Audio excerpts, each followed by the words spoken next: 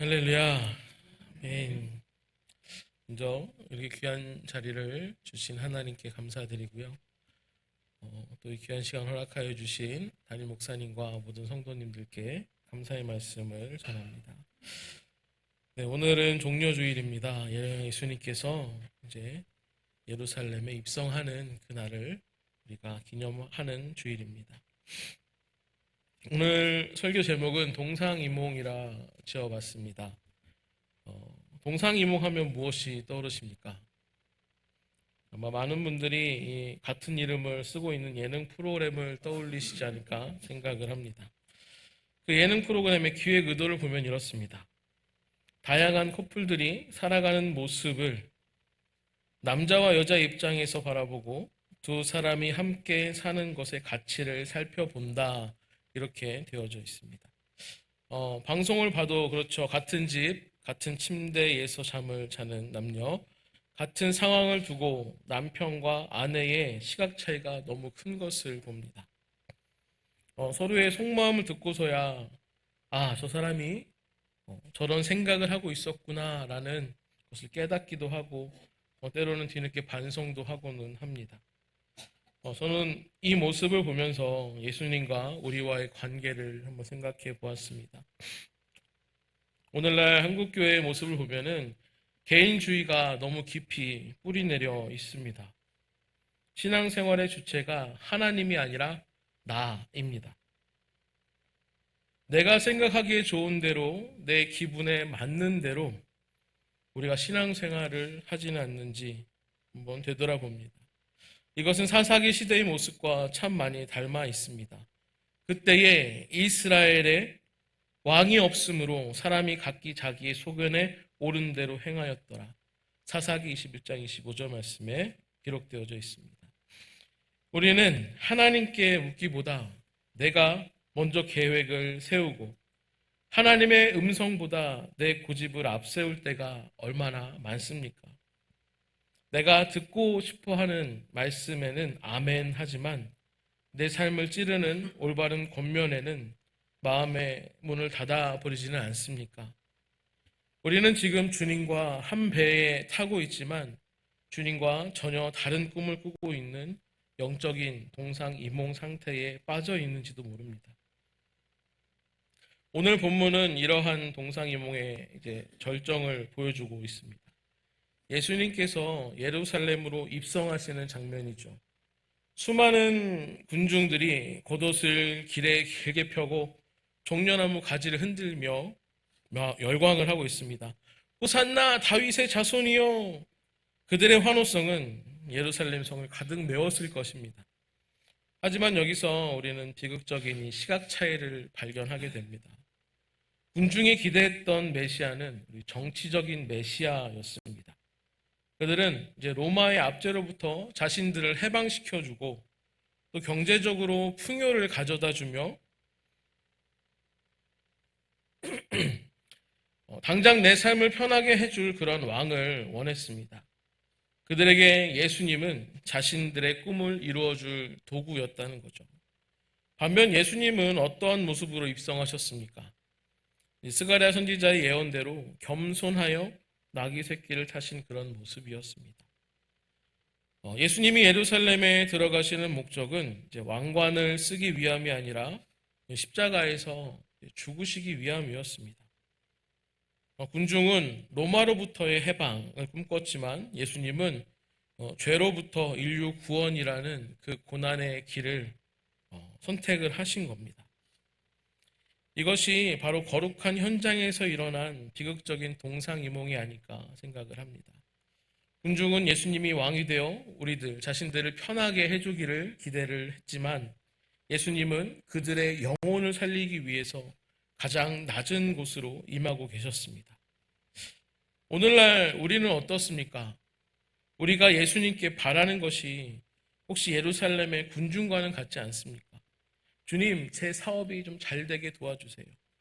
우리 아이가 좋은 대학에, 좋은 학교에 진학할 수 있도록 허락해 주세요. 내 삶 가운데 좀 고통을 좀 당장 좀 없애주세요. 물론 주님은 우리의 모든 필요를 아시지요. 하지만 우리가 구하는 것이 오로지 나를 위한 것뿐이라면 우리 역시 예수님의 십자가를 외면한 채 종려나무 가지만 흔드는 그런 군중과 다를 바가 없다는 것입니다. 예수님은 이제 군중의 기대에 부응하여 왕이 되실 수도 있었어요. 하지만 주님은 그 길을 거절하셨죠. 왜냐하면 주님의 목적은 우리의 일시적인 편안함이 아니라 하나님의 영원한 구원 계획을 완성시키는 것이었기 때문입니다.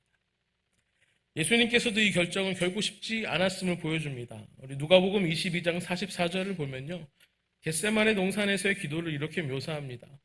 예수께서 힘쓰고 애써 더욱 간절히 기도하시니 땀이 땅에 떨어지는 핏방울 같이 되었더라. 저는 이 본문을 가지고 의학적인 근거를 들어 설교하시는 목사님의 설교를 들은 적이 있습니다.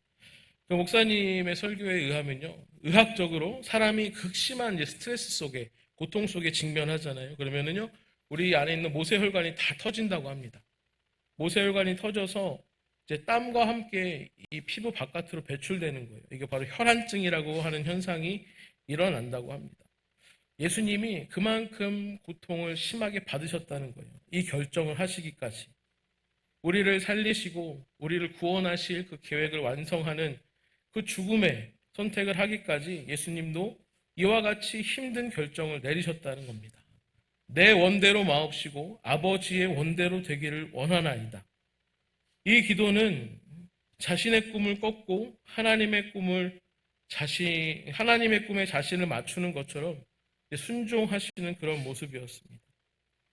주님이 피를 쏟으며 꾸신 꿈은 바로 우리를 살리는 꿈이었습니다. 주님은 우리에게 물으십니다. 나와 함께 이 길을 걷지 않겠니? 라고 말합니다. 만약 지금 주님이 우리 눈앞에 나타나서 이러한 질문을 던진다면 어떻게 하시겠습니까? 모두가 다 아멘 하고 따라갈 겁니다. 그렇지 않습니까? 예수님이 오셨는데 이것을 거절하실 분이 누가 있습니까? 근데 우리가 일상생활에서 삶을 살아가면서 목사님이나 때로는 신앙의 선배들의 입을 통해서 주어지는 하나님의 음성 앞에는 우리가 어떻게 반응을 하고 있습니까? 제 상황이 이렇습니다. 이것만 잠깐 지나고 나서요. 여전히 내 생각과 핑계를 앞세우지는 않습니까? 만약에 예수님이 아니고 베드로가 살아 돌아와서 이런 말을 한다면 어떻게 하시겠습니까? 그것도 따르시지 않겠습니까? 결국 우리가 순종하지 못하는 이유는 그 상대가 누구냐의 문제가 아니라 아직도 내 고집과 내 꿈을 내려놓지 못했기 때문에 그렇다고 합니다. 이제 우리는 주님과 같은 곳을 바라봐야 합니다. 주님과 동행해야 한다는 것입니다. 내 뜻에 주님의 뜻을 맞추는 것이 아니라 주님의 뜻에 나의 뜻을 맞춰야 되는 것입니다. 미국의 바니그룹이라는 정말 영향력이 있는 그룹에서 조사를 했다고 합니다. 기독교인들 상대로 조사를 한 건데요. 이 조사를 한 설문에 응한 기독교인의 97%가 예수님의 증인으로 사는 것이 신앙의 일부다라고 답했어요. 즉, 내가 예수 그리스도를 전하는 것이 내 신앙의 전부입니다. 내 신앙입니다. 라고 고백을 한 겁니다.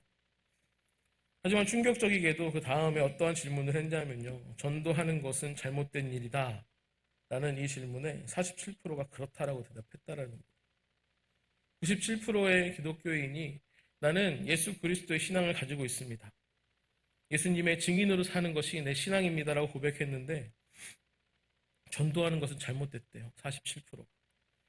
우리나라에서도 비슷한 조사를 했는데요.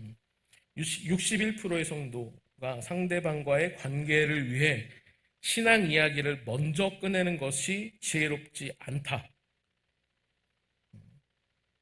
쉽게 얘기해서 상대방에게 신앙 이야기를 먼저 꺼내지 말라는 거예요. 이런 말도 합니다. 말로다가 복음을 전하지 말고 우리들의 삶으로 복음을 전하는 것이 맞다라는 질문이 그 대답이 우리나라도 61%의 성도가 그렇게 대답을 했다라고 하는 거예요. 이것은 무엇을 말하냐면요. 예수님께서 하늘로 올라가시면서 우리에게 명령하신 명령이 있습니다. 지상 명령이라고 하는 것이 땅끝까지 이르러서 내 증인이 되라고 말씀하셨는데, 이제는 우리는 이런 생각을 하는 거예요. 남들한테 민폐가 되는 것은 옳지 않다는 겁니다. 남들이 싫어하는 행동을 하지 말아야 된다라고 그것에 내 신앙을 껴 맞추는 겁니다. 그래서 말로 다 전하는지 말고 우리의 삶으로 보여줍시다. 얼마나 젠틀하고 멋있는 생각이고 말입니까? 하지만 여러분, 틀렸습니다. 예수님께서는요, 증인이 되라고 말씀하셨어요. 여러분, 증인이 법정에서 삶으로 이 증거를 보여줄게요 라고 대답하면은 그 증인으로서의 가치가 있을까요? CCTV를 가릴 때 증인은 내가 본 것, 그것을 그대로 증언함으로써 증인의 가치를 발휘합니다. 예수님께서도 우리에게 증인이 되라고 말씀하셨는데, 이제는 다른 방법을 찾고 있는 겁니다. 하나님, 이 방법이 더 옳은 것 같아요. 전도에 대해서 이야기하는 것이 아니라 하나님의 말씀 가운데 자꾸 우리의 생각을 집어넣는다는 것입니다.